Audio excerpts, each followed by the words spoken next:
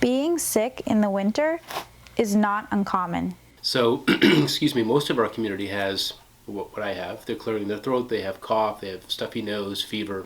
Not the coronavirus, just, normal cold and flu that we see at this time in the year. Dr. Chris Nason, the medical director for the University of Rhode Island, talked about the risk of the novel coronavirus.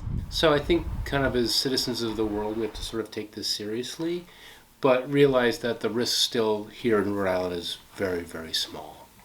Ellen Reynolds is the Director of Health Services here at URI. So we were monitoring the situation and decided to call a leadership team together on last Monday to begin to look at our students who were in studying abroad programs, specifically in China.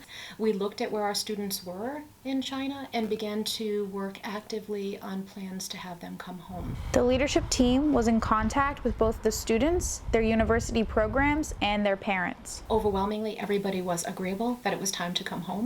And we literally had a team working on making arrangements as quickly as we could to get our students back to the U.S. We are going to work now with our academic affairs partners to develop a program of study for them for the remainder of the semester so they don't have any lost academic time.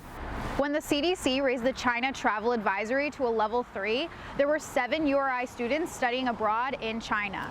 5 of them were there with the Chinese flagship program, and 2 of them were there with the International Engineering program. As of right now, 6 of them have returned home, and the 7th will be returning home by February 5th. Health Services is reaching out to each student upon return to the U.S.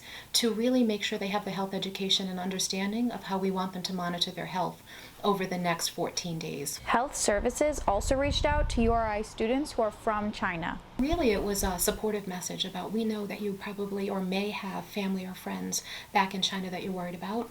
We sent out a list of our resources on this campus, so we wanted them to know that the health center and the counseling center and our psychological consultation center and others are available to help them if they're having difficulty with that. When it comes to getting sick, the coronavirus is not Health Services' main concern.